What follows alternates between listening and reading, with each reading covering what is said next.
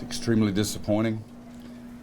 If you didn't care who won the game, you had to enjoy a great college basketball game. It's certainly been hyped the last couple of days, and if you just care about college basketball, then you had to enjoy that part of it. But I happen to love North Carolina, so it's not quite as agreeable to me. Everybody's going to talk about the missed free throws, but we made mistakes the first 2 minutes of the game. It counted in the game as well. For the most part, I really enjoyed the toughness and the poise of my team. Yes, we missed some free throws. We missed some wide open shot from the corner there that was a three that would have helped, but it's college basketball. It's 18, 19, 20, 21-year-old kids. We've been through a tough stretch. We've lost 3 out of 4 coming in here, and I am really proud of my team. They made some big plays. I thought Tyus and Justice were really huge for them down the stretch. We had the lead, and we throw the ball out of bounds, length of court. Kennedy's best passer I've ever had like that, and he just threw it out of bounds. And then Isaiah gets it and turns it over in the press also, and yet there were some weird things that happened. I mean, they missed some free throws, and then they get the ball back. We missed some free throws. I mean, it was just two good basketball teams, and the best team won tonight. Guys, I'm just up here rattling on. Why don't y'all ask some questions? Coach, I know it's disappointing, but what was the biggest positives you took out here for your team? Well, the first 4 minutes, I thought we were brain dead. We didn't get off on a rear screen and they get a lob. You know, we didn't do what we wanted to do at all the first 4 minutes, and it's a 8 or 9 or 10 point lead. And then after that, I really liked the way we settled down. And then we had another 2-minute period in there where we just pushed the guy out of bounds, and it ends up 2-shot foul. And we set an illegal screen that we worked so hard to set legal screens and then turned it over. And then it goes back to 10 or 11 or something, and then we came back again. The biggest positive is the way we started the second half. I mean, it's a 7-point game at halftime, I think, and you know, if they make a quick run early in the second half, it's really difficult, but I really liked what our team did. Some guys grew up tonight, and some other guys have got to grow up tonight. And it's a marathon, and in this league, it's a tough marathon. When Bryce fell out, how did that change the dynamic you guys in overtime, especially defensively, not being able to? Well, you know, late in the game, we stopped doubling Jaleel anyway because we didn't want to give him threes because we were ahead.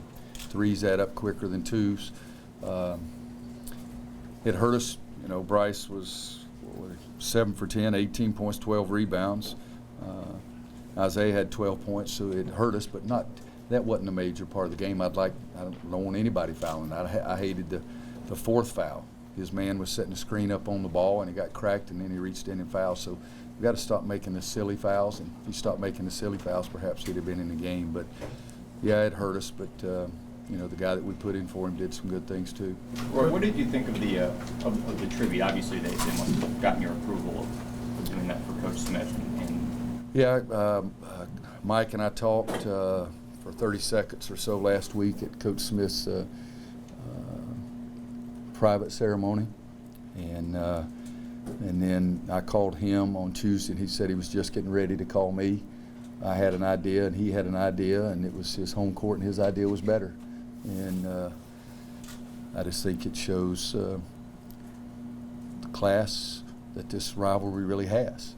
You know, some people hate, but I want to beat their butts so bad I can taste it. But there's a great deal of respect between the two programs. Coach, what did Joel James give you tonight? Early, he gave us some baskets inside and some toughness, and Jaleel is just a load, and he's going to foul out.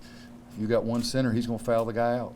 And so Joel gave us something there, and, you know, it was such a, like I say, a weird game. I mean, we take the last shot at regulation, and I thought there was a dog pile. I thought we got murdered in that, and it was no call. But the officials got to call the game what they see. And, you know, but it was just a weird game. It was a physical game, and two teams playing their butts off. That's what it was. He's obviously one of your most emotional players on the sideline and even on the court. What does that bring to your team today? Well, he's invested. I really believe he is, and we need everybody to be invested like that. You know, you look down there, 12 minutes, 5 rebounds, 6 points. You need those kind of things. And there at the end, it's just when they were spreading so much, his agility is a little not as good as Kennedy's or Bryce's or Isaiah's.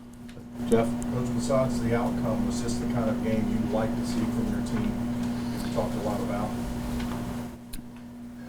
Yeah, but guys, I know the outcome.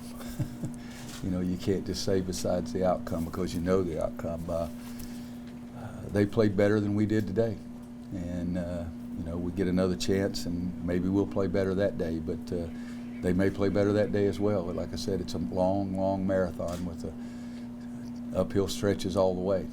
It's a marathon in this league, and you're running uphill all the time. That's the way we feel like. We had 4 games in 8 days, and then we had 4 games out of 5 on the road. You know, so it's been tough. But Jeff, I can't really answer that question because I do know the outcome.